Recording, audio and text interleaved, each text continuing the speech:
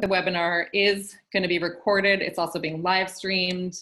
At the end of this webinar, we will send out the recording, we'll send out slides to folks. We'll also be sending out some resources, including a fact sheet that we're releasing today with the Union of Concerned Scientists. Just so you have a sense of what you're getting into here, we'll have time for Q&A at the end of this webinar, but we'll be hearing from a few folks before that.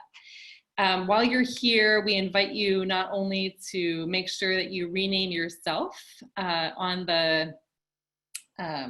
your video. You can go to the 3 little dots at the top right corner and rename yourself, add your name, your pronouns, any organizational affiliation that you want us to know, so that we have you in here. And feel free to use the chat to ask any questions, to share any resources. We are going to keep everybody on mute while the presenters are talking, and then we'll open it up at the very end. I just want to name, so my name is Navina. I'm the director of the HEAL Food Alliance, and HEAL is an alliance of organizations that are organizing together to build our collective power to make transformative change. And we're really grateful to be here with all of you and to have such a dynamic list of speakers here with us too. We know that right now, this moment is a critical moment, right? We're in the midst of a pandemic, we're in the midst of an uprising, and that what's happening right now really is a turning point, that there are 2 powerful forces that are at play right now, and one is a few centuries old. It's a system and an ideology of white supremacy and capitalism that have been calcified by policy. And Ricardo Salvador is with us. He'll share a little bit more about how that came to be the case. And the other force that's at play right now is older than time. It's rooted in our ancestral knowledge. It's in our DNA. It's part of who we are as human beings that are here on planet Earth and that are part of an ecosystem. And it's a wisdom that's rooted in our communities, rooted in care, rooted in understanding that life is sacred and life is more valuable than anything else. So you'll hear stories from a few leaders today, some powerful leaders who are doing really important work. And their work is powerful, but it's not exceptional. What we want everyone to hear and know on this webinar is that there are BIPOC leaders all over the country that are rooted in traditional knowledge, that are doing the work, saving seeds, grounded in agroecology, creating land trusts, shifting policy, and doing so much more. And now is that moment where we get to choose to divest from the systems of capitalism and white supremacy that have harmed us all, and to invest in resilient and reciprocal economies. So in a minute, I'll introduce Violet King, Violet Marley, who will start us off with a song. And grounding in art and culture the way that Violet will is part of our move towards collective liberation. So we've been planning this webinar for a long time, but none of us knew how timely this was going to be. We didn't know that everybody would be reimagining what our economies would look like. And to us, it's significant too that we're hosting this webinar just before Juneteenth and aligned with that time, because Juneteenth, as we know in history, was a turning point that marked the emancipation of enslaved people, and it was a time that our society could have made really different choices. And if that had happened, we'd see really different outcomes today. So it's up to all of us to choose differently right now, and we have that opportunity to do that. So as people around the country are rising up, people around the world are calling for something different, something that divests from these systems. We're reminded that the transformation of our food and farm system, it depends on the radical solutions and the leadership that is rooted in Black and Indigenous and people of color. So this webinar is part of the release of a toolkit that accompanies the second plank of HEAL's platform for real food. And this platform is our political compass. It is what grounds the 55 organizations that are part of HEAL, that are building our power together for transformative change. And this second plank that we call Opportunity for All Producers calls for the creation of a farming system that makes it possible for everyone to grow and catch and hunt and forage for healthful food in ways that are ecologically sustainable and culturally appropriate, and are right for themselves and for their communities. So you see here on this slide the agenda. Just so you know, over the next few weeks, we'll be releasing the parts of the toolkit that includes a tutorial video, an explainer, a resource sheet, and more. And we welcome your contributions to the resource library too. You can add those in the chat, and we'll make sure that we share those with folks about how we're lifting up the leadership of BIPOC folks who are making transformative change. So I'll turn it over to Violet. And after Violet, we'll have Tiffany Patton on from Real Food Media. And Tiffany will be moderating our agenda for us. So Violet. Good afternoon, everyone. My name is Violet, or VB Marley. I'm a farmer, herbalist, and musician in DC and Maryland. So I'm here today to perform a song I wrote a few weeks ago. I'm just kind of reflecting on the times of today. And just thank you to Marla for inviting me to share this with you all today.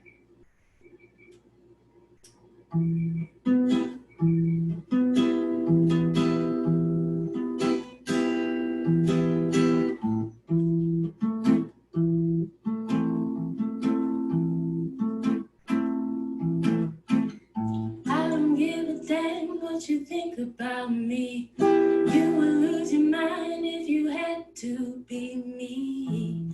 For just one day, see the way they treat us, mistreat us, beat us, just for being alive, just for trying to survive.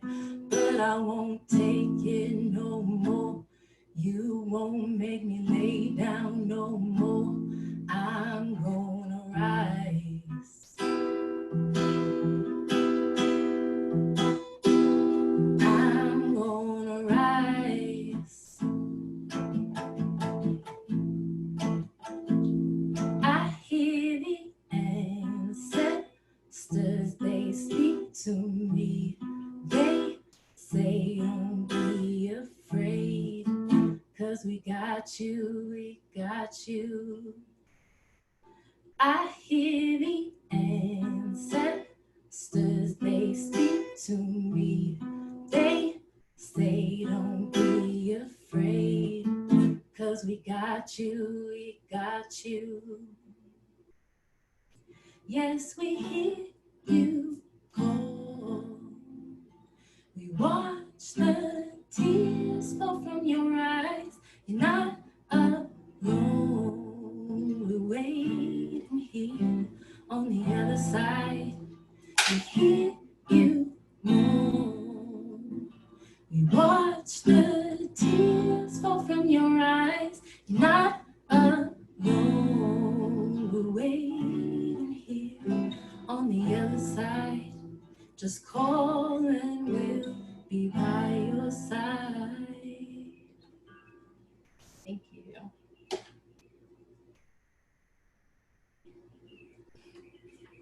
Thank you. That was amazing. Thank you. Thanks so much, Violet, Vivi. That was beautiful. Is there a way that we can follow you on social media or something? Do you have a handle you can drop in the chat? Or yes. we can support your work? That was amazing. Yes, I can. Thank you. Thanks so much for sharing that with us. Hi, everyone. I'm Tiffany Patton with Real Food Media.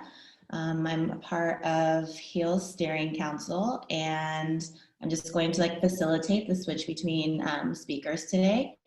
So first we're going to hear from Roberto Salvador, and he's going to tell us a little bit about the history of our food and farm system. So systems are meant to perpetuate themselves, and our food and farm system is no different.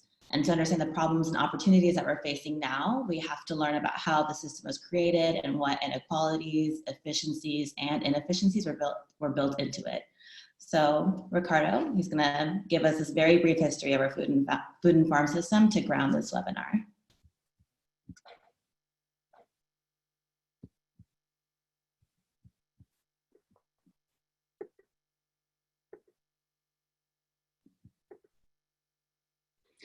Okay, well, thank you very much, everyone. And before I get started, I just want to say that you can find a whole lot more of Vivi's music online. And one of my favorites, which I found on iTunes, is called Vivi and the Rebels. And the first tune in that album, which is called Sis Stars, is just amazing. So I highly recommend it. I have been giving an assignment by Navina that is sort of like telling you the history of the world in 10 minutes.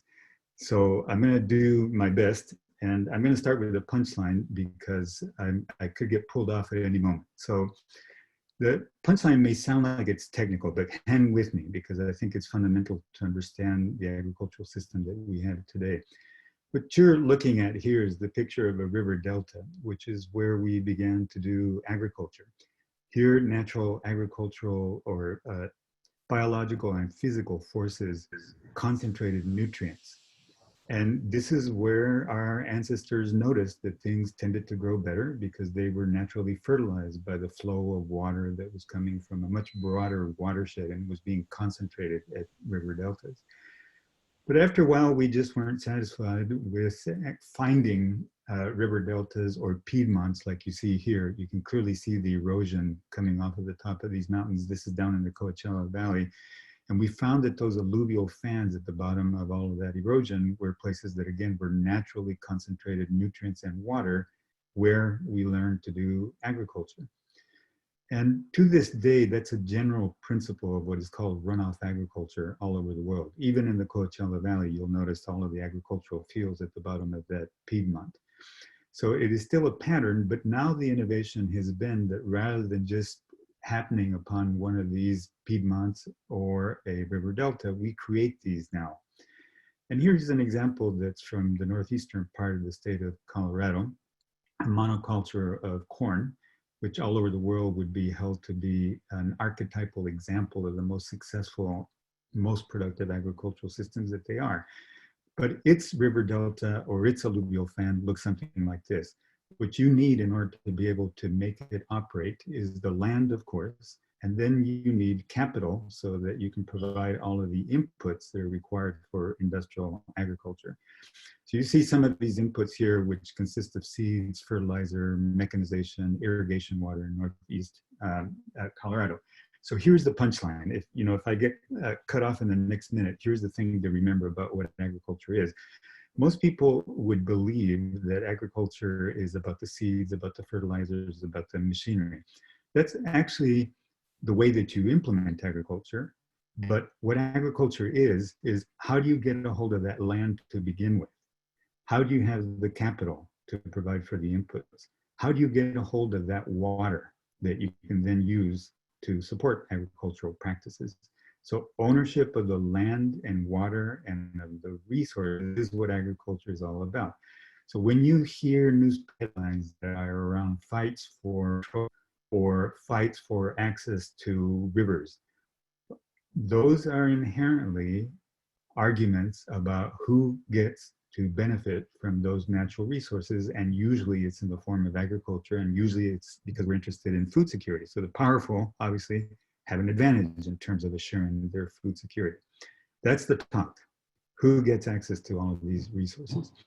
Okay, now in a little bit more detail, this is the way that happened in the United States. You're all quite familiar with this image of manifest destiny.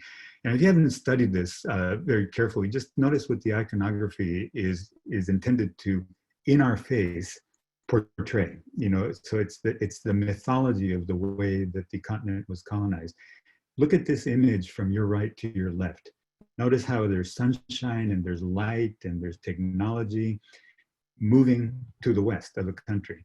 And notice how to the left, what we're doing is displacing savages and the native animals and the native population, and we're replacing it with agricultural crops from Europe and with the technology that these people are bringing with them. The clear message, and actually it was embodying the title of this March of Progress image, is that the stuff coming from the left was better than the stuff that was here to begin with. We're replacing it, we're advancing, we're becoming modern. That's the narrative.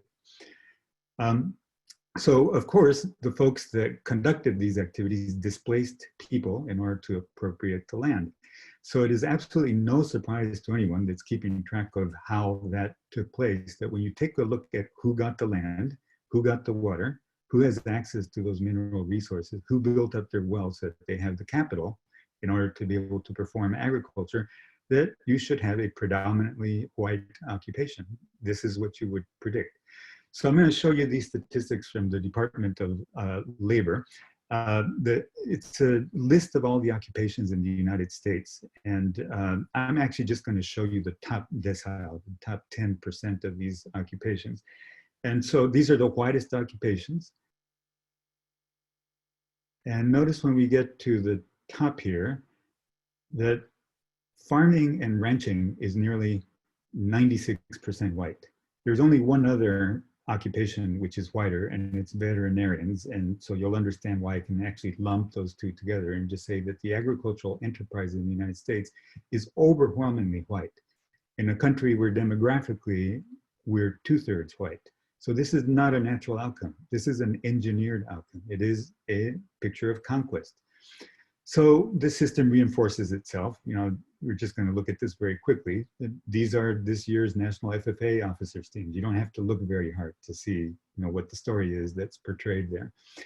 Now, let's talk about what this led to. Since having possession of those resources actually translates into being able to build your wealth, we again will not be surprised that when you take a look at the rate of poverty among the population that took those resources, that the rate of poverty is fairly low. You see that on the left bars. Let's compare that with the rest of the ethnic groups in the United States. You see, first of all, let's go from the right to the left. Among the Hispanic population, by the way, I should clarify, these are poverty rates prior to the pandemic. Since the pandemic, these have doubled more or less. So notice that the poverty rate is almost twice among the Hispanic and African American populations than it is compared with the white population. Notice that it is 3 times the rate of whites for First Peoples in this nation. So it is important to stress that these are engineered outcomes, that you're not seeing a picture here of people that are less ambitious, less hardworking. That concept is laughable for reasons that I'll explain in just a little bit. They're folks that are actually reflecting what happens when one sector of the population builds their wealth, the other sector of the population has wealth extracted from them. So with that being the background story, I want to review a series of laws that put the lie to the myth that this country is a country that, as its Declaration of Independence claims, is one that recognizes that everyone is equal. And we can prove that the founders did not believe that. They believed that the nation that they established was to benefit white landowning men. The proof of that is that it has taken almost 200 years in order to claw back the system that they established. We're still fighting over exactly that principle. So because of the constraints of time, we'll just need to go through this very quickly. So one of the first proofs of that is that it was established in the original Constitution that you needed to have property in order to be able to be eligible for the franchise. And it took state by state from 1792 to 1856, Kentucky being the first state and then finally North Carolina, to revoke that so that then the Constitution could be amended so that you didn't have to be a rich, wealthy landowner in order to be able to vote. That was established in the Constitution originally. After a massive land grab that essentially resulted in what you today know as the western part of the United States being taken from Mexico, there was the treaty that ratified that land grab called the Treaty of Lupe Hidalgo. And this meant that instantaneously you had a population that didn't have access to vote. This was justified by saying these folks didn't understand the English language. Now remember, these are folks that one day were in their own country speaking their own language, the next day they're part of another country. And so because of the fact they don't speak the language of the country, then together with violent suppression, these folks are prevented from actually participating in the civic life of the nation. And a very intentional move to restrict who can actually determine the laws of the land, the leaders of the land. As we just got through discussing it. Has been a long struggle, in Navina's introduction and her reference to Juneteenth. It's been a long struggle to establish the franchise for everyone in this nation. The 15th Amendment, which came a few years after the Civil War, established that non-white men and freed slaves could gain the franchise. And this was completely theoretical. So these were nominal rights because they were neutralized by voter suppression. Now I'm telling you this is 1870. As you know, this persists to the modern day. Other evidence of how you had to claw back what the founders actually established was that it wasn't until 1887, in the first of several stabs, because the first one did not work, that the Native Americans on this land to begin with were actually granted by magnanimous whites the right to vote, as long as they were willing to disassociate from their tribe, give up their language, their tribal affiliation, and so on. That was the condition. That was the reason why this didn't work. Further proof of this is that after a struggle that was more than 100 years in the making, finally women were 100 years ago granted the right to vote. Now, we all need to fit that into our heads, that as little as 100 years ago, we did not recognize that women in this nation had the right to suffrage, to vote, to be equal citizens. And a further example was that a second stab at establishing citizenship for Native Americans on their own land was that it wasn't until 1924 with the Indian Citizenship Act that was granted without conditions, as had been attempted to do with the Dawes Act. And again, this did not work. Through voter suppression, Native Americans were still not able to exercise that theoretical right. That only changed when during the Second World War, as a result of the participation of Native Americans in that war being essential to having been able to win in the South Pacific theater of war by communicating in Navajo, that finally the nation was shamed, even after it was necessary to sue the US government twice, because these Native Americans who had fought in the Second World War could not vote in their own country when they returned. So as a result of suing because of that, finally in 1947, that Native American voting finally became something that was actually accessible to the Native American population, 1947. So in 1952, a similar thing finally happened for those of Asian ancestry in the country. Now, as I'm playing through this, you should be reminding yourself, this tells me before this time, none of these people were actually recognized as Americans with any of the rights of citizens in this country. Further, it wasn't until 1965. So remember, the Civil War ended in 1865, 100 years earlier than this. But it wasn't until 1965 that the nation recognized through the Voting Rights Act the rights that supposedly were granted as a result of the Emancipation Act to everybody in the nation, particularly the African American population. And so when you put together this story, it looks like there's progress until you get to 2013, when you all remember that the Supreme Court actually rolled back that 1965 Voting Rights Act that took so much sacrifice and an uprising in this nation. Supreme Court rolled that back, claiming that we had made so much progress that we no longer needed that Voting Rights Act.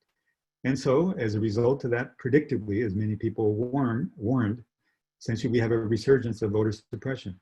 So that in 2021, to this very day, you can look up in your headlines this day, just in this past week, that there are active efforts that are contesting who is an American, who gets a right to vote.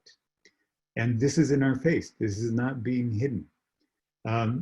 So all of these things have consequences. And let me go back to that document that I alluded to here. It's in the third line of this document that everybody cites, that it says that famous line that, we hold that all these rights basically belong to, they actually say to every man. They actually say that every man is created equal. I've just been through the story of the fact that they actually meant that, they meant men. Well, I want to quote for you Stephen Douglas, who ran against Abraham Lincoln for the presidency in just preceding the Civil War. This actually was an election around whether this would be a united country or not. This is what Mr. Douglas said when they were out on the election trail. In my opinion, this government of ours is founded on the white basis. It was made by the white man for the benefit of the white man, to be administered by white men. I am opposed to taking any step that recognizes the Negro man or the Indian as the equal of the white man. So Stephen Douglas was not a confused man. He knew exactly what he believed. I'm showing this basically to underline that we might consider this history. Actually, probably nobody on this call considers it history, but the nation as a whole considers it history and in our deep past. There are people today that say exactly the same thing that those folks were saying and who are attempting to maintain a food system that I'm symbolizing here as being the old time system where the food and agricultural system was established to benefit some people and the rest of us are here to serve them. We are tools. We are less than them. So, Ricardo, I hate to have to cut you off. I know this really was an impossible task, but your time is up. Is there like a closing thing you want to say? This is a great stopping point. Okay. All right. Well, like we prefaced this with, it was an impossible task to try to squeeze in the history of the food and farming system into 10 minutes. But the slides will be available for everyone after this webinar. And so now we're going to transition into hearing from some of the BIPOC producers that we have on the call today. First, we're going to hear from Roberto from Black Mesa Water Coalition. So Roberto, I'm going to unmute you and you can start.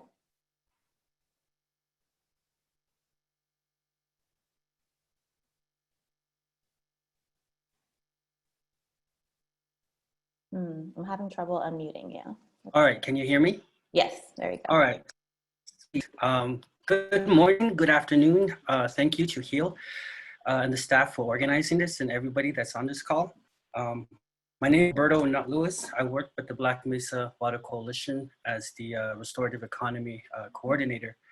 Our work is here on the Navajo Nation, and my work is specifically within our region on Black Mesa. And our work has really stemmed from environmental justice when we found out that the coal mining was happening and they were using our only source of drinking water for mining purposes. This was back in 2000. But a lot of work has been happening since the 70s from our elders and others really trying to push back on the mining activities on our homelands. So that's how we emerge as an organization. And we've evolved over the years. Now we do a lot of work around climate justice, food justice, and indigenous people's rights. So that's where I kind of come in as part of the staff on BMWC, is really looking at what does just transition look like in our community, and then how do we begin to cultivate and plant those seeds of how our people feel that we should move forward in terms of development. And a lot of our work is really just engaging with our communities, specifically our elders, because we understand that capitalism and colonization and how that has determined development globally has been very destructive, both socially and ecologically.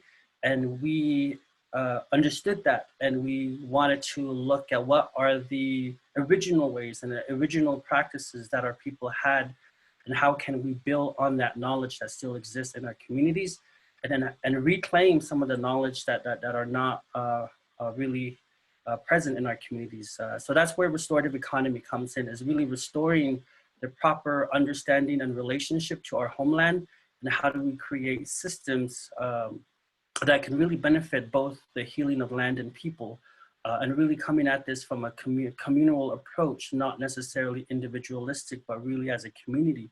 What does this look like?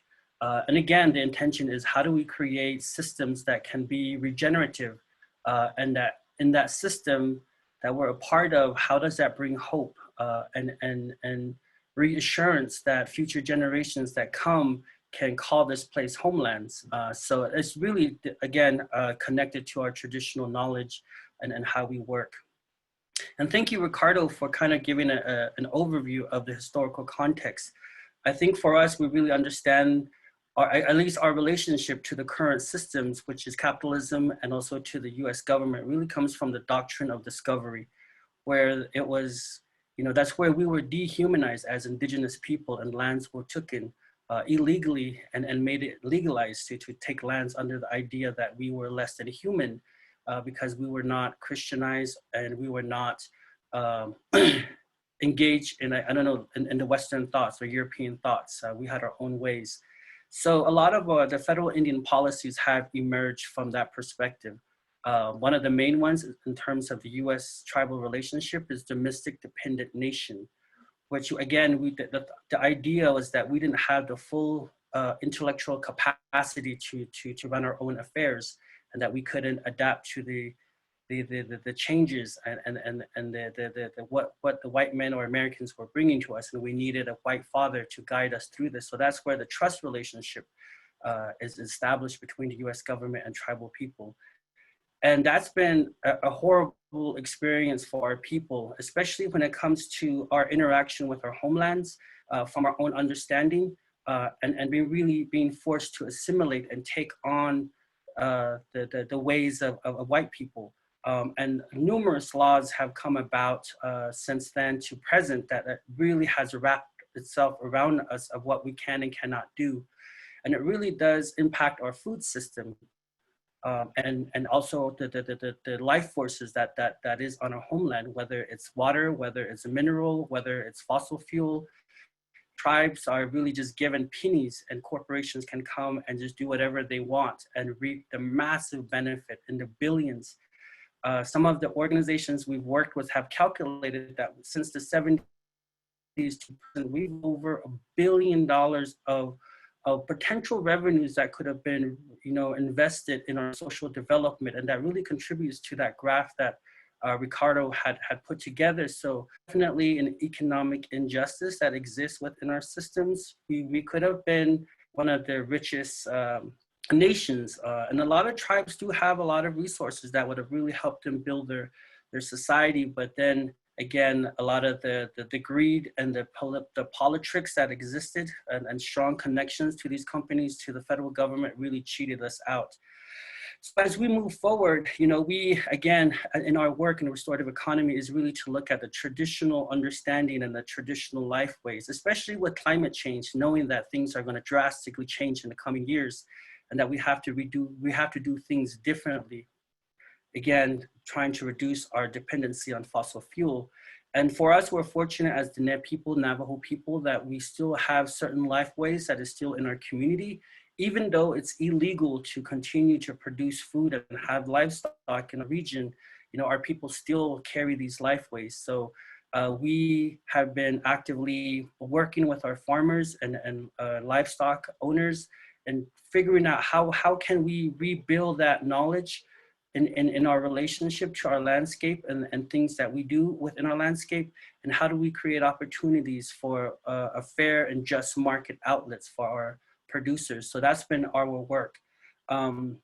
Again, the challenges is always that the current system, we're very conscious that the current system has made us very parasitic, to our homelands and to each other, and how do we not allow that to creep into what we want to rebuild. So again, a lot of it is just our interaction with our elders and some of the values that we have as Diné people, indigenous people, and our connection to our homelands, the spiritual connection, I think is often overlooked. And for us, we really take that into our work seriously, and that we do. It's really easy to get entangled into the market theories and whatever laws that are out there and get lost in it. For us, is like, where is our power? How do we come from a position of power? And again, for us, is within the traditional knowledge, because these are systems that have been in place for hundreds, if not thousands of years, and that if we're going to live on these landscapes for another hundreds, if not thousands of years, we should rely on this knowledge that time tests. That's our, At the moment is, our people are beginning to recognize the flaws in this system. We have young people that are really stepping up, reclaiming a lot of this knowledge. Again, one of those federal policies of assimilation. It is the challenge that, a lot of our people that went through that boarding school tendency not to really believe in the traditional knowledge. They believe it as something primitive, backward. And at times, those that have converted to Christianity tend to look at it as a demon, something of an evil knowledge, or they demonize that knowledge. So there's a lot of healing that really needs to occur, that is occurring, but it's really refreshing to see young people being and actively reclaiming a lot of this, what is our role on our landscape beyond just planting food, but also what is the social aspect to that? How do we bring community back to these places and spaces? Reintroducing ourselves to our traditional homelands, to sacred sites, and redoing our offerings and prayers. So that's really exciting to see that this is happening. And we've been a part of that movement, really trying to encourage people to grow their own food and really sharing the traditional narrative around that. Where these are just more squash, there's a whole stories around them, and we use them also in ceremonial ways. We create a space to reconnect to our food beyond just biological nourishment, but also spiritual nourishment, social nourishment, and emotional nourishment as we work collectively on this work. And this is, again, is really important for us, is really about cultural survival. Are we going to live on our homelands for the next hundreds, if not thousands of years? And if we're going to exist on these homelands, how do we create systems that will allow, our people to live here continuously into the future? And again, is really looking at our own traditional knowledge, because that is what has allowed our people to thrive on our homelands today. Currently, what we're doing now is just kind of supporting efforts, the mutual aids, to bring seeds and different things to communities, simultaneously growing in our community farmlands, because we don't know what what this fall is going to bring in terms of the COVID-19, if it's going to still be around. So we're really trying to grow food that is has a lot of nutrients, and really being able to provide that to the community when the time comes. And also just kind of being a seed bank for the community. Again, as I mentioned, part of our work has been really distributing seeds, traditional local seeds, out to the community, and really encouraging folks to cultivate their own food. Beyond this restriction of COVID-19 and staying in home, some of our work has involved really looking at the larger landscape. Ricardo mentioned some of the farming traditions was really looking at alluvial fans and setting up food system. That's how our people have been growing food for a long time. So we're kind of reviving those traditions and really giving some creativity and innovation in capturing water, which is going to be really important in terms of climate change, because we live in the arid Southwest. We need to capture as much water as we can, utilize it for farming, livestock production, but also sinking it back into the ground. We don't have any surface water here on Black Mesa, so we really depend on the groundwater.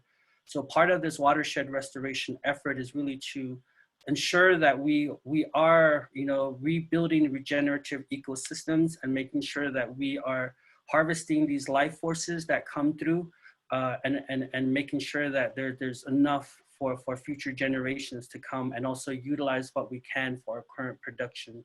So we've been doing a lot of this work with our community, and also really taking it from a traditional perspective. One of the challenges is that when the federal government came in, they issued permits under what is called the Taylor Grazing Act, which really took away livestock management and land stewardship from our clan mother, which were a matriarchal society, and kind of gave it to the Bureau of Indian Affairs. And things have been mismanaged since then to present, and you can see the deterioration happening on our homeland, both on the landscape, but also on the health of our people. So I think it's really important that we continuously go to our clan mothers for advice and guidance, and really bring them back into the leadership position as to how are we going to maintain and how we're going to be a proper stewards of our homeland. and do it in a way that brings health back to our communities, to our people, and to our landscapes. So that's what we're doing. We've also been fortunate to be involved in the international arena and national movements. Agroecology is one of those movements that we've really been swept up into. And I really appreciate that because for us, you know, we have different institutions that were set up over time to really try to push us into the industrial agriculture, like the university, the extension agents, that really don't recognize or uplift the traditional techniques and food production. But again, agroecology is one of those movements that's really pushing back on that and really saying that people on the land that hold these knowledge, that have been cultivating food in certain ways specific to the ecological systems, those are very critical to continue and to evolve that knowledge so that those communities in those places can continue to produce food in a way that is both regenerative to the landscape and the ecosystems, but also to produce proper food, appropriate foods for those communities. And I really appreciate that movement, and we're part of that. And just been able to connect with folks all over, such as this alliance here, and just to see what folks are doing. I think it's really important to cross-pollinate ideas, especially now that we're living in the same systems in America with capitalism and the agro businesses. I think we all have to work together and how do we push back on these policies and on these different things that were created to undermine our ability to be self-sufficient and self-sustaining. So I really appreciate being able to participate in this alliance and be able to share our experiences and also to learn from all of you folks and the work that we do. And I think that's the only way we can achieve some success. The last thing I want to mention is that again, I mentioned that what the system has done to us has made us parasitic, not only to ourselves, but also to our landscape and to our community. In order to move forward, I truly believe that this is the task for all Americans, is that how do you connect to your landscape at a deeper spiritual level, where you give that deeper awareness and your connection to your homelands and actually make it your homeland. Now I feel like it's this for economic reasons and continuously, plundering the resources.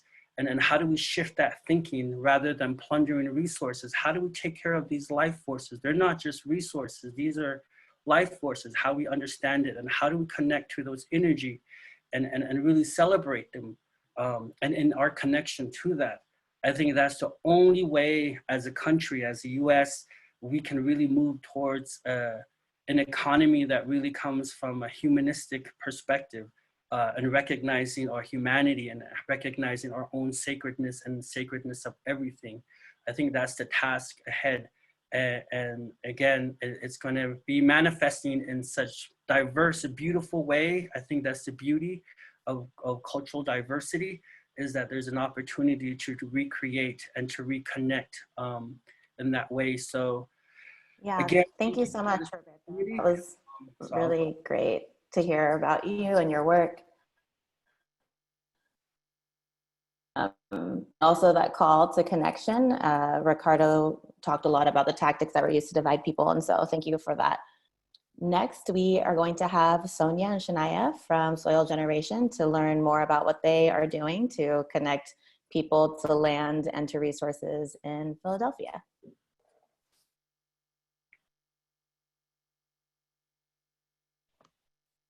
Okay, can everybody hear me? Shania, can you go ahead and test your mic too?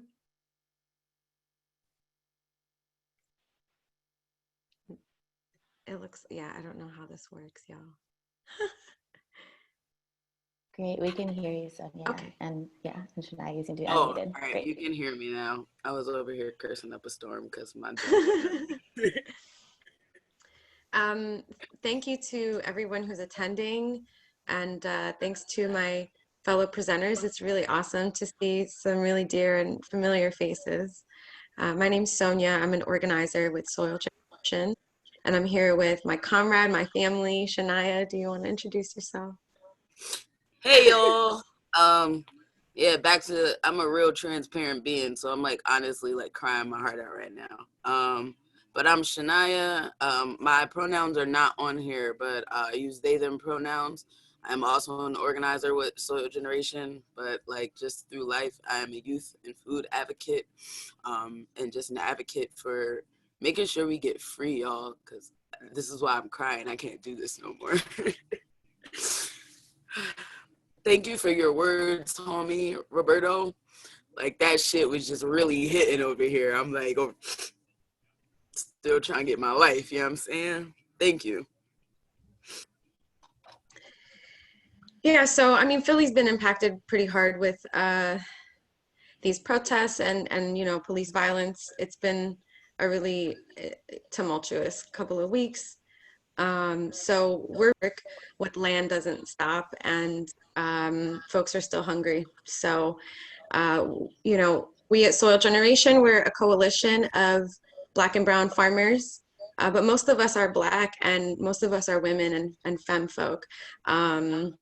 And you know, Philly is a majority Black city, so we center Blackness and most of the advocacy that we do. And you know, as a coalition of Black and brown farms and farmers, we do advocacy work around food policy in the city, state and national level. And we also work to organize and bring resources to our affiliated farmers. So it's kind of a two-prong approach that we have. Yeah, that's who we are. Shania, do you want to talk a little bit about context? Yeah, I was gonna add, right, because it's so fun to be like, yeah, this is what we do and this is where we're at. But honestly, it's about the relationships that we build. That's the most important, because that's how we grow. That is how we start to revolutionize the way we see problems, the way we change in action. That's the important part, is having really deep relationships with people, to want to grow with them, to see them for the better. So critiquing people is not about being better than someone, is about wanting to see them be better because of them. And I think that that's the most unique thing about our space for me, is that like this movement is for love. This movement is not for show. It's for us continuously and constantly. And that is why I love to be where I am, and around the people I like to be with. Yeah, thank you, Naya. I think that's really key. Like we at SG, like we are always challenging ourselves to like practice what we preach, you know. Like I think the practice piece is really important for us. We have these values, but we're always checking in on our process and in on each other to make sure that things like white urgency don't push us in a place to compromise our values of things like shared leadership. You know, like white urgency is really detrimental to us being able to hold our values and really hold each other in with responsibility as we push this work forward. So I really echo how Naya feels, and also feeling like our collective accountability is a really strong love language for us.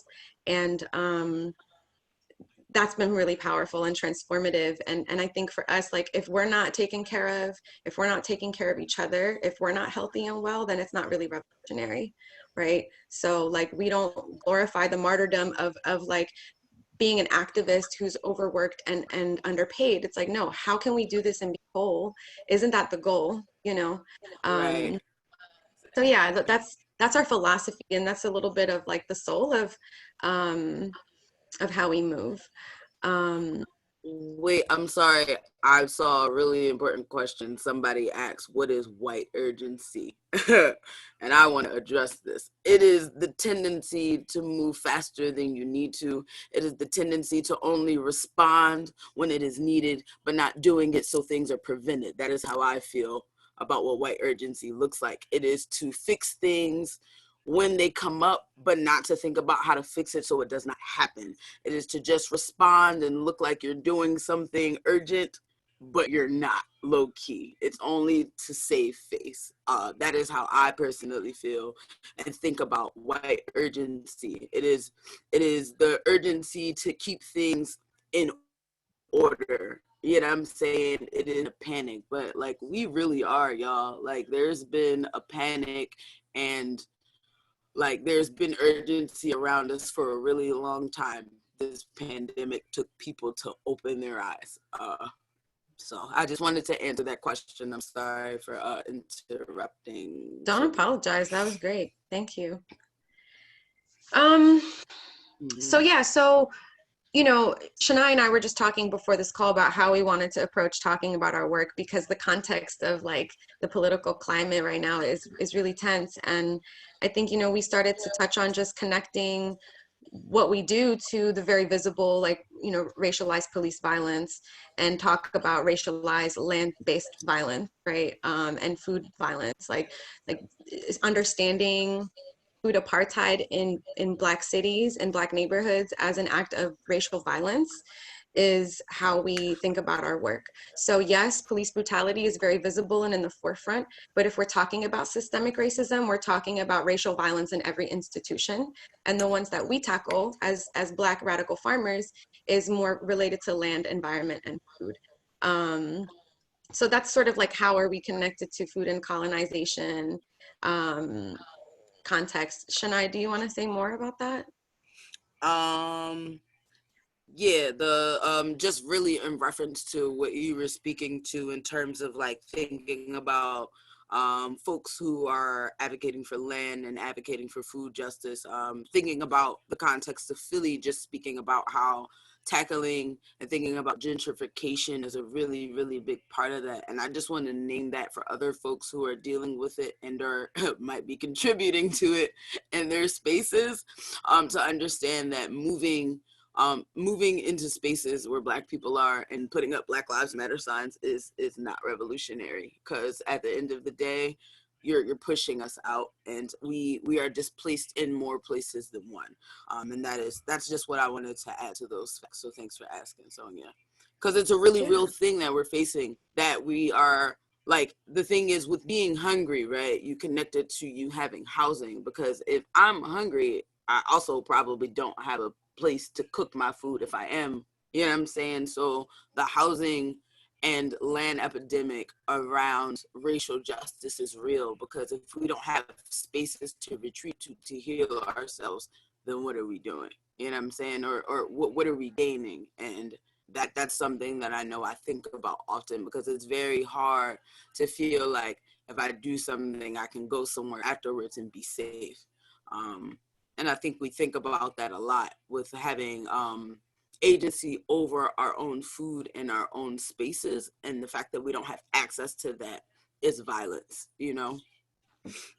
And so, you know, I think one of our biggest targets, but also challenges as a coalition, is reclaiming the narrative of of urban farming in Philadelphia. I think what comes with the invasive gentrification and development with displacement is also a co-opting of narratives and culture, right? Like, it's not just spaces and places and resources, but it's also stories that get stolen. And so Black and brown people are the people who started urban farming in Philadelphia as displaced people, right? Like people who are displaced from their homes and their countries, finding a way to still maintain a relationship with land in these places that promise them industrial jobs, right? And those industrial jobs then disappear. Then you have racial, you know, urban planning policies ghettoizing people. And so you've got all these odds stacked up against Black folks and immigrant communities who are moving into the city, who were still able to find a way to not only feed themselves, but maintain a relationship with land and preserve their culture in the process, because folks are also growing food that's culturally relevant to them in these places. And these places where they're growing the food are also historically neglected industrial landscapes where those jobs also disappeared and totally destabilized neighborhoods economically, right? So folks are literally taking the economic scars of their neighborhoods and transforming them into places of opportunity and food and nourishment and culture. And that is being threatened by the development and displacement of people from outside of the city. And so historically, a lot of Black and brown gardens in Philadelphia are on neglected landscapes and tax delinquent properties that nobody gave a shit about before gentrification started raising the property value. So you've got people who are putting their own resources, time, and energy into spaces that were neglected and treated like trash. And then for them to have raised that value themselves and to have all of that taken away, right? So this is a problem, because in Philly and in a lot of urban spaces, urban farming has this, you know, hipster man bun kind of narrative attached to it. And that's literally false, right? That's literally not true. And so a huge part of our work is literally just going up against that narrative to say, like, no, this is what Black farmers in Philly look like. This is what Vietnamese farmers in Philly look like. These are the people who've been holding this tradition for all of these reasons in this city. So that's like one section, right? The other section, there's also pieces to that where we're up against, protecting threatened gardens that are being literally bulldozed and destroyed, sometimes not even to be developed because the developers don't have their stuff together to make use of that land the way they want to, right? And then the other piece is needing to invest as much as we can into these Black farms and Black and brown farms so that we have the resources to build an alternative food system. So SG's work in response to COVID has been, okay, like we've been spending the last 3 years trying to preserve these spaces, and that's great and all, but it's totally diverted our energy from being able to like put more into our farms. So this summer, we're really devoting our energy and resources that we've been lucky and blessed enough to receive into installing more infrastructure for our Black farms so that we have the washing stations necessary to harvest, wash, package, weigh, and distribute food to our neighborhoods. Maybe that looks like just having a truck and needing to take this produce to this market or to this location. Like we're in the middle of sort of mapping the distribution needs of our farms in this city and building that infrastructure right now, because it's not enough to just stave off the threats of the land. We have to continue to build our alternative. So yeah, that's a little bit about our work. Naya, do you want to add to that? Yeah, if I have like a couple seconds to add, because I'm over here like looking at my phone like, what's the next question? And I just really wanted to, you definitely stepped in and it just made me think about why this is so important. And a couple of reasons I can think about why this is important is because like this space is trying to give access to people that don't have all of this flowery language to explain what it is that they've been dealing with for a really, really long time, right? Because a lot of these social justice spaces sometimes are very inaccessible to people from the hood, people that just can't put language to what it is that they've been dealing with a really long time, but they know what it is. You know what I'm saying? For people to know that I come home and I eat ramen every night and I gotta do it up with some butter, some garlic, like, you know what I'm saying? I know what that struggle is, right? But I can't name the fact that that's because it's all I can eat, because it's all I have access to. You know what I'm saying? And that is exactly why this work is constantly important to us, being able to bring folks in, to have them tell us their stories the way that it is, and telling them it's okay to tell people in other spaces the story the way that it is, breaking down and decolonizing the language we use to express what it is that we've been going through for centuries and in this time is important. I don't like to come on these calls and be like, I'm dealing with the meh. Like, no, nigga, I'm hungry. You know what I'm saying? I am dealing with the very systems that I am fighting for. And the thing that's so tiring is that I'm the one dealing with it and having to fight for it. That's tiring. That is tiring. But the thing is, that's also why we do this work, so we can do it together, because it makes me feel comfortable to do it with the people that I know I'm in community with. I can't stand next to people who can't feel my struggle and feel like I'm doing something, because we're not. I'm not. You are coming in here with a very educated level of language to explain what white supremacy has done to fucking Black folks, and then treating it like it's some kind of some joke or some career. It's not. This is my livelihood, and that is why I'm here. That is why this work is important, because people are constantly showing up, and we have been, whether we have a platform or not. And that's what I think is, again, very, very powerful about this space and about everything that Sonia was saying. And Yeah, that's just where I was going, and I can go in for a minute, y'all. So I'm gonna hold myself right here. Thank you so much, Shania. We really needed that. Sorry, I don't know how much time we have, so I'm doing that thing where you silence yourself as a Black person and like, pretty much taking so much. You're welcome. That was amazing. Thank you so much. We are now, unfortunately, I feel like I really want to hear so much from everyone, and that I wish that we had hours on this webinar, which is not something I normally wish for. But now we're going to switch over to, before I do that, I just wanted to let Sonia speak up and share an action item for soil generation, and then we'll switch over to Niaz.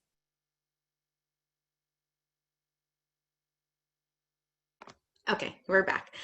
Thanks for that last minute, Tiffany. Yeah, so I just wanted to relay folks who feel moved to support us. We just need money right now, y'all. We really just need to put as much love as we can into these Black farms, into these Black and brown farms, so that we can continue to support an already existing alternative food system into one that can feed more people and grow more food.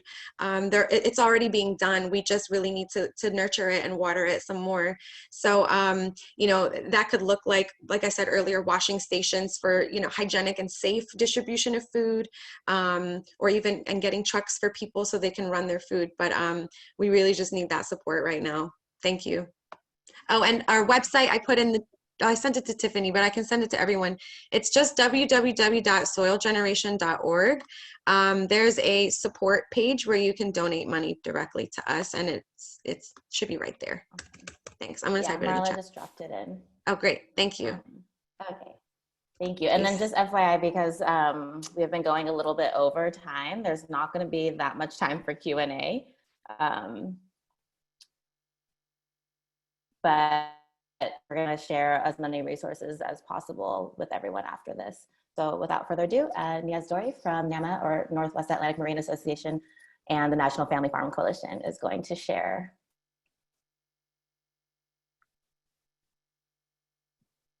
Thanks, Tiffany. I kind of feel like I need to take a breath. That was,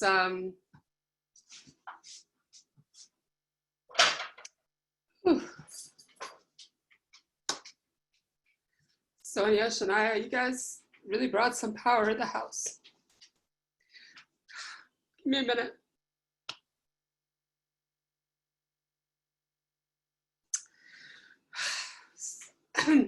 I'm crying with you, Shania.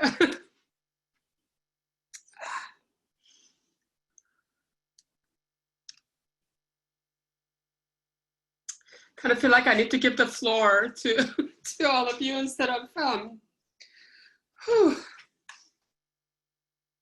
So thank you all for inviting me to be a part of this conversation. Just to set the record straight, I'm not a food provider. I don't farm, I don't fish. I'm a political activist, and that's what I've been all of my life. I have the privilege these days to work with food providers, both the ones who work on land and the ones who work at sea. And if I can stop crying, I can talk about them. So in a sense, I'm kind of the person that Roberto talked about. I look for those opportunities for cross-pollination. And I look for those opportunities where I can see how the system that we're all fighting is affecting different populations in different parts of our society. And when I see those commonalities, I gravitate towards them. And that's sort of been my history, my personal history. My background is working on environmental justice issues until I saw the commonality between fighting a toxic waste incinerator and the fishing communities fighting for their rights to be able to make a living, and suddenly realized, holy shit, this really has nothing to do with fishing or incineration. This has to do with global movements of capital and people who want to control people's lives. In one case, it was about the air they breathe and the technology, so-called technology that's brought into their community. In another place, it's about their rights to fish, their rights to farm, their rights to eat food that's appropriate for them. And so once I could see how the same system was affecting our fishing system in this case, I could not see it. I couldn't unsee it, I guess. And so I ended up working on fisheries issues for that reason. We saw from the history that Ricardo laid out, that colonization, that we know most of that history in the context of agriculture.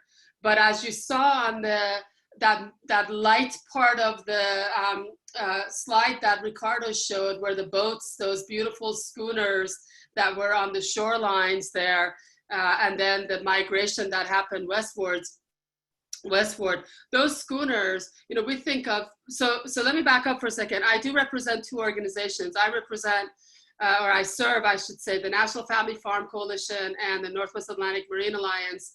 And that shared leadership model is, again, because seeing the system, the broken system that's controlling both our land food and our seafood and the people who work the land and the sea. And, but we hear a lot about agriculture, and we've already heard some history and some context around that. So I want to focus a little bit on bring that seafood piece in, which I jokingly say it is the only thing we eat that actually has the word food in it. So let's remember that it's part of our food system, and let's sort of weave that history, and so we understand where the commonality is between the problems that we're working to solve together. So those beautiful schooners that are so romanticized, if you go to some of the places here in New England, you're gonna go tour a schooner because that's what people do, these beautiful multi-masted ships. That was the beginning of what we now think as the contemporary problem called overfishing. That colonization that happened when the Europeans arrived here on the shores of this coast and began to systematically take away resources from the indigenous people, that was the beginning of what we now call overfishing. Those beautiful schooners represent the first wave of industrialization of our ocean.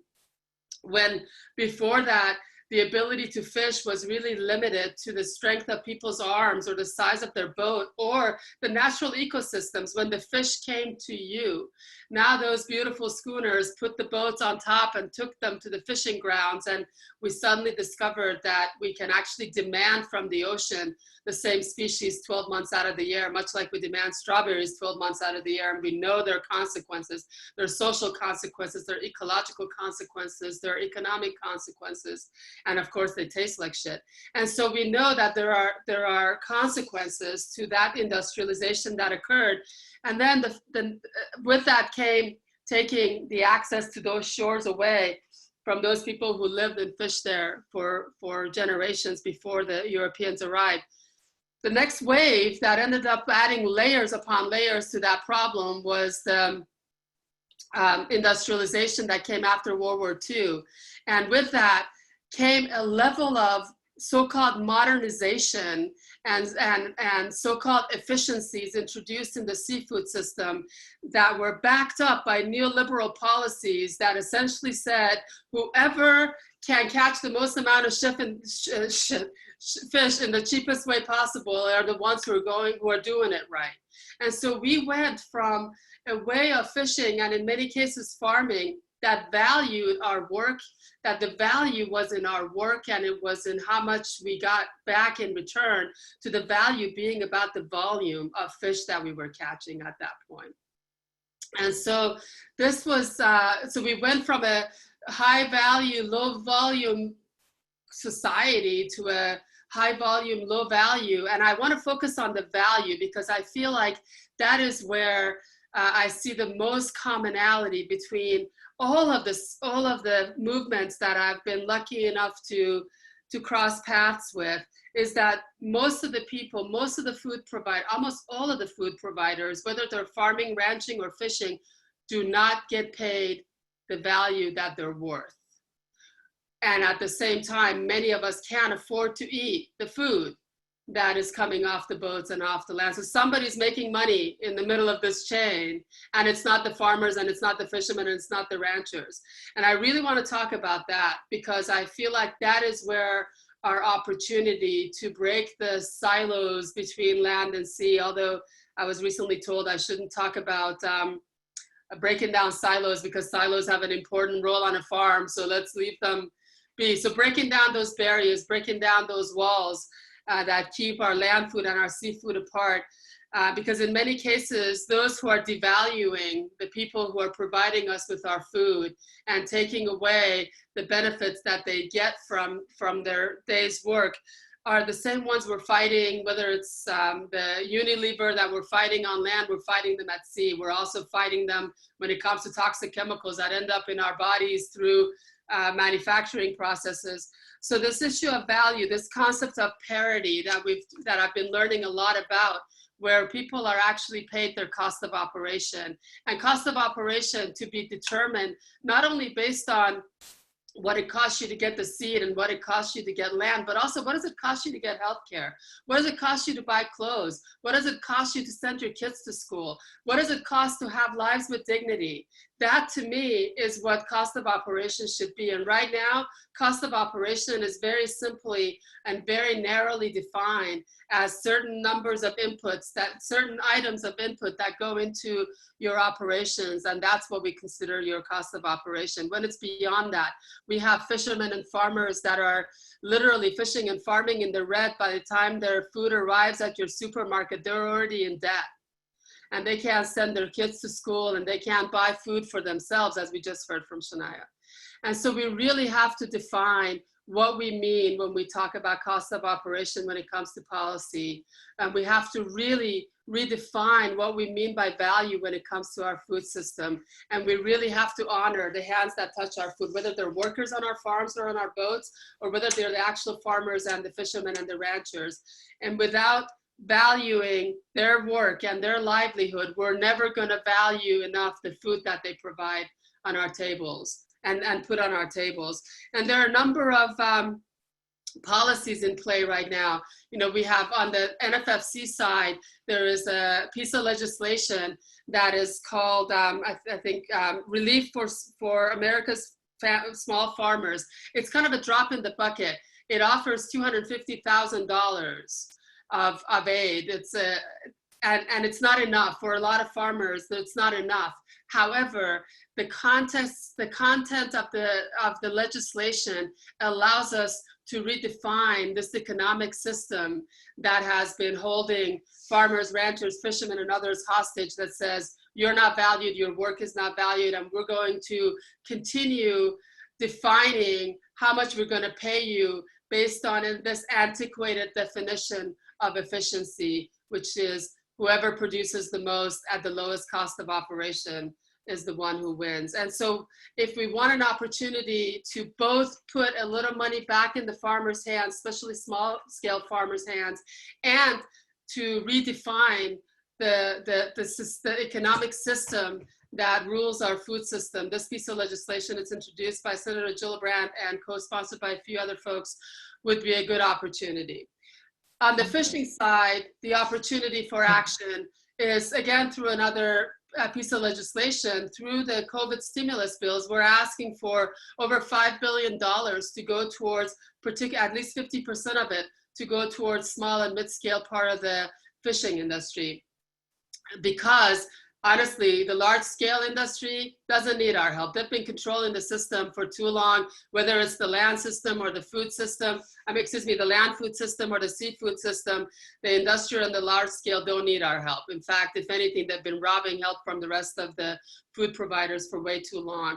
So to be able to offer some stimulus for the small and mid-scale part of the fishing industry in order to not only feed their communities as they have been, but ride out the storm and emerge as the strong players in the new seafood system that we know we can envision. We already see it emerging post in the new phase of life. We're all going to live together on this planet post our experience with this virus. And now, why does this parity matter? Why does the idea of making sure people are getting paid their value matter?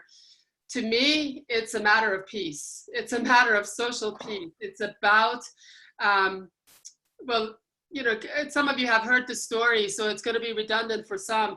But a couple of years ago, it really was driven home to me when I had the opportunity to travel through rural America.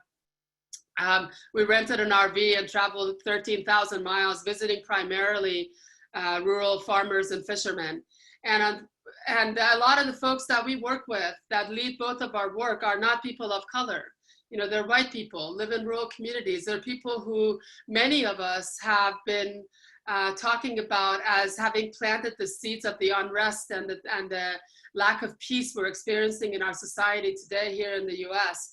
And so as I traveled through, what I began to realize is the lack of infrastructure, the lack of economic support, the lack of connection to history, to society, all of which was followed by these industrialization models, these neoliberal policies that put that lower cost of production above everything else.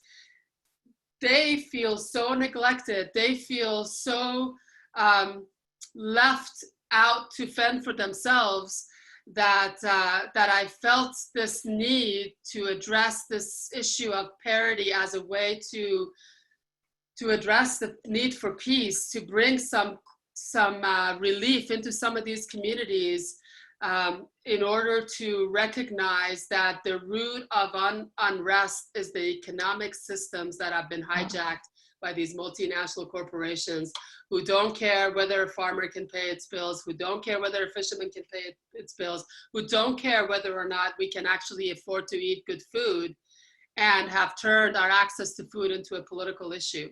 And so to me, when people say, so all of this is great, but so what? So what? If we want to see peace in our society, we really need to value those whose hands touch our food. We need to make sure that they're getting paid their cost of operation. We need to make sure that they're getting access to essential resources. With fishermen, they need to get access to fishing rights that have been privatized and taken away from them.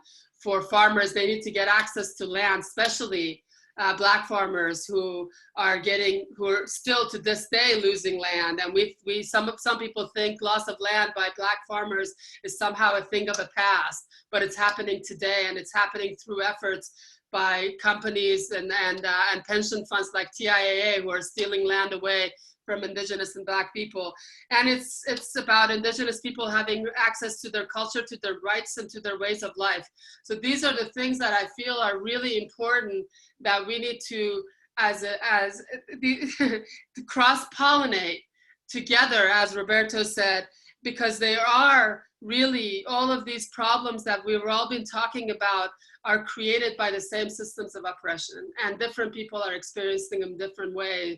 And I think what I'm learning from both people who fish and people who farm is that if we can come together to build that power, to cross-pollinate, and to really take back control over our livelihoods, over their livelihoods, that we're not only ensuring a different food future, but we're kind of dismantling the system that has really devalued human life, especially the human lives that are feeding us these days.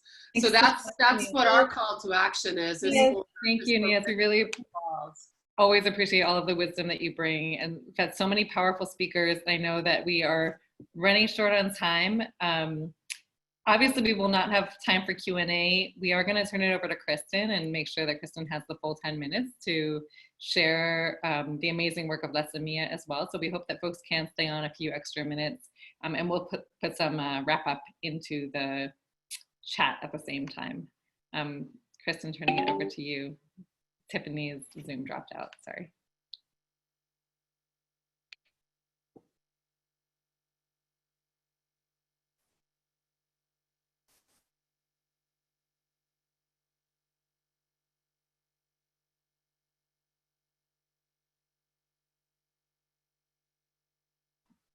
Okay, great. Thank you all.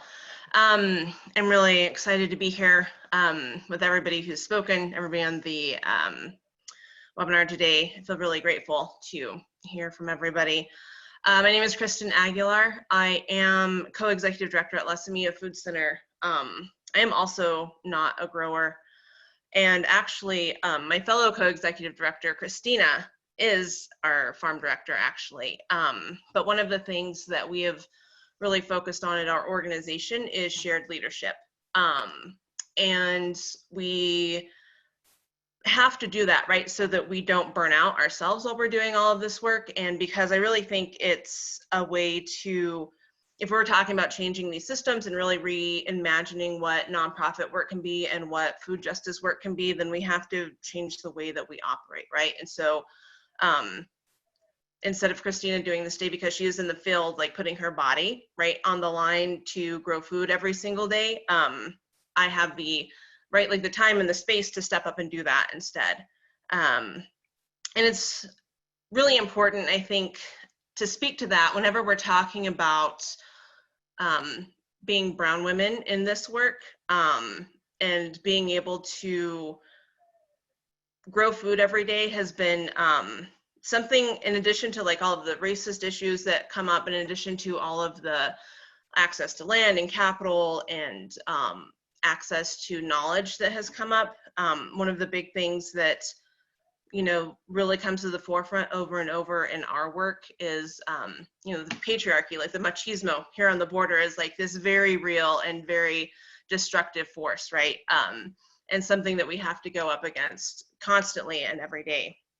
I was hoping that I wouldn't ramble too much on this because it's been, as you all know, less for us because we are a brown-led organization, not a black-led organization, but it's been a very heavy couple of months and a very especially heavy couple of weeks. And we are in a very interesting place on the border, right? Like we're in the desert. We're on the US-Mexico border near El Paso in southern New Mexico.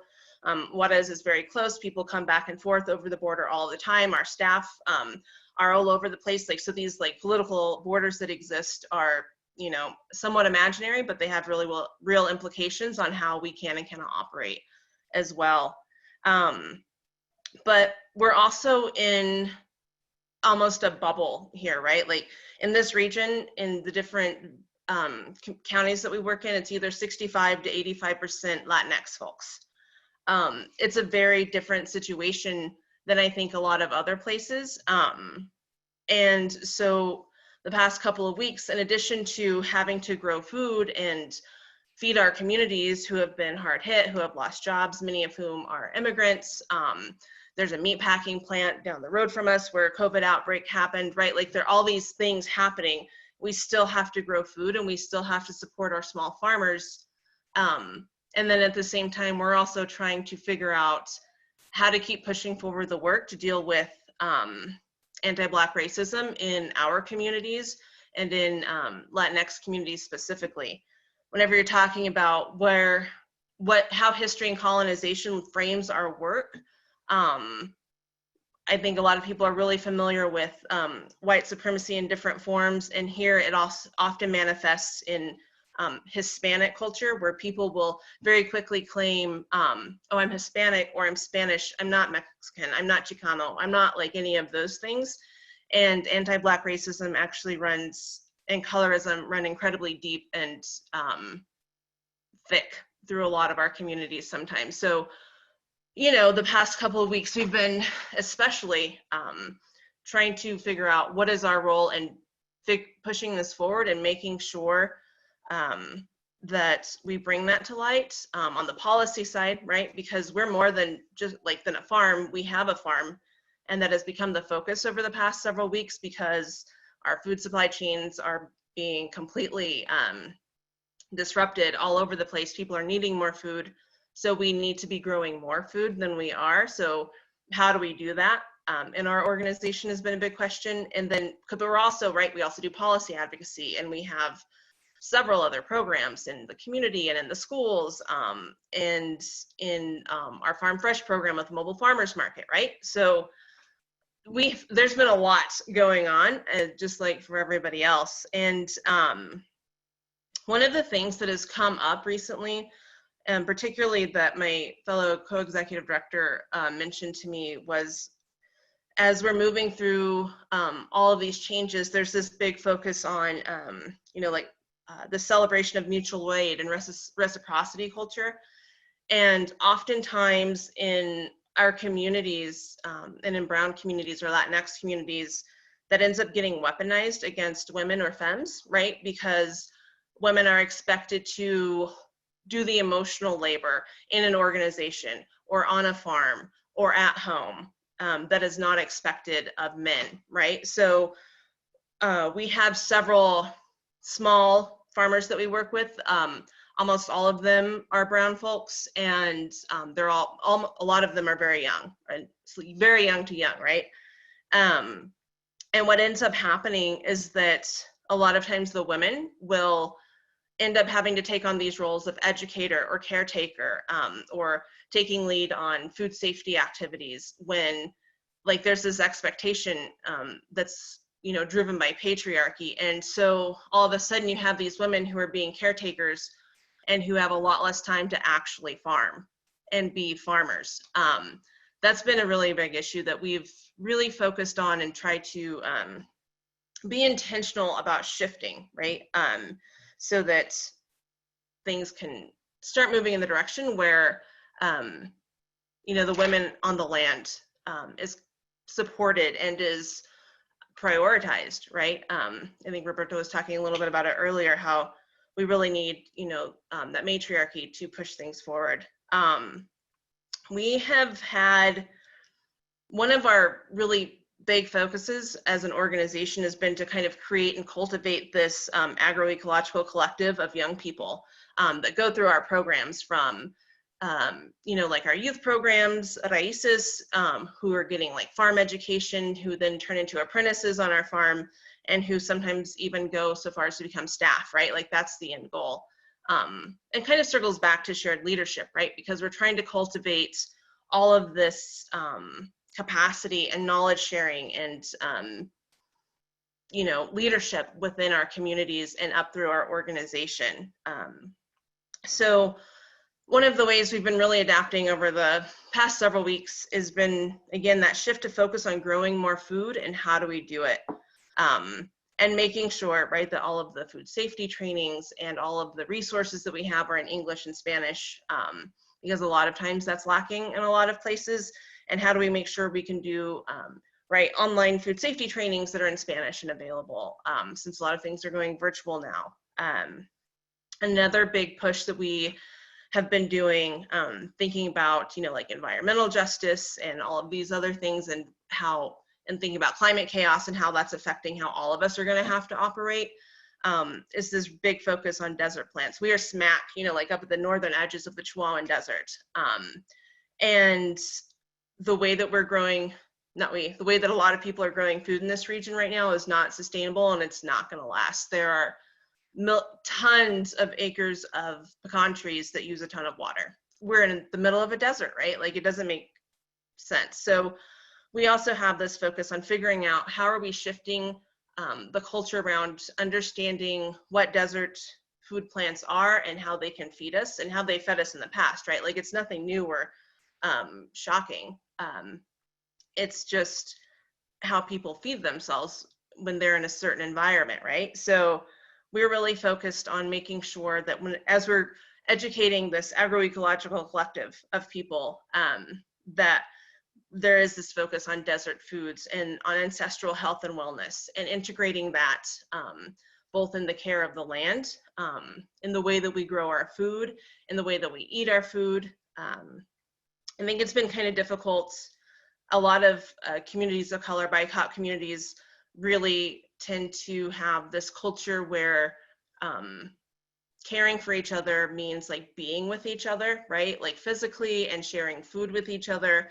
And so making the shift to figure out how to do like our youth programming or our family and community and popular education programming virtually, and get resources to people has been difficult, right? Like, how do we make it more meaningful and more connective than just like, here, I'm going to talk to you over Zoom for, you know, an hour and a half while you take notes? Like, how do we change that up? How do we integrate recipe sharing and our youth, like talking to their grandmothers to bring in them whenever we're doing cooking and stuff like that? And the same goes for growing. How are we going to shift how we're passing along knowledge, when knowledge sharing is such an inherent part of our culture and our communities? How are we going to start doing that in a way that is safe for all of our staff and their families, right?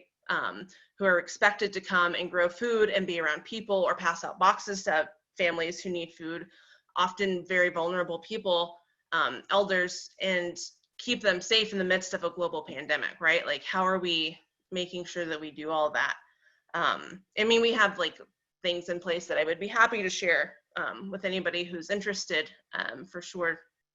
But yeah, it's been a lot. It's been heavy, I think, the past few weeks, and for a very long time. I keep saying few weeks, and we all know that's not true, right? It's been for a very long time. So yeah. Thank you so much, Kristen. And I think what you're talking about the way that La Semilla has pivoted speaks to what Naya was saying earlier and what Roberto was sharing before that, the work that you all are doing in your communities is work that has been done for so long, and that our communities have been under attack and in crisis in so many ways for so long, but our people are the ones who are ready to respond, right? And ready to take care of each other. And sometimes it's just something like getting a washing station in place that will make it more possible for people to take care of their communities.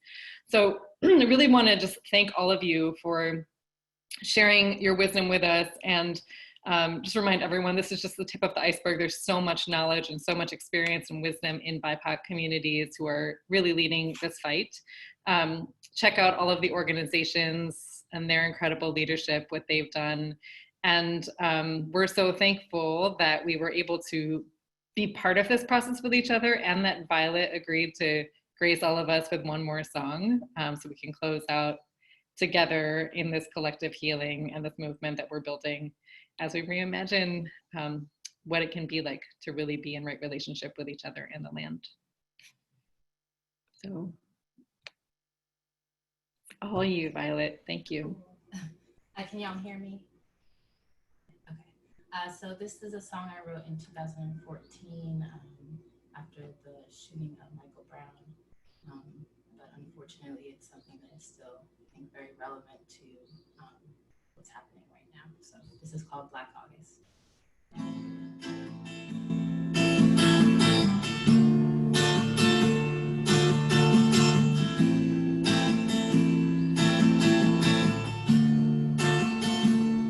I see the sunset in the evening. I watch the light fade into night. I wonder if tomorrow I'll be breathing.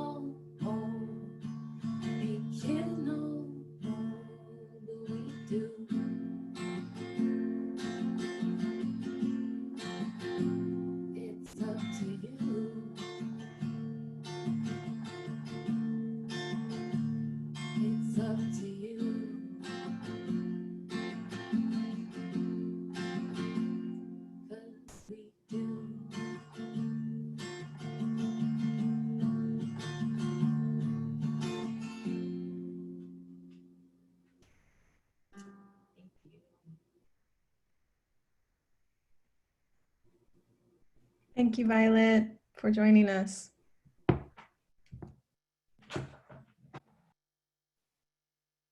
Thank you to all of our speakers.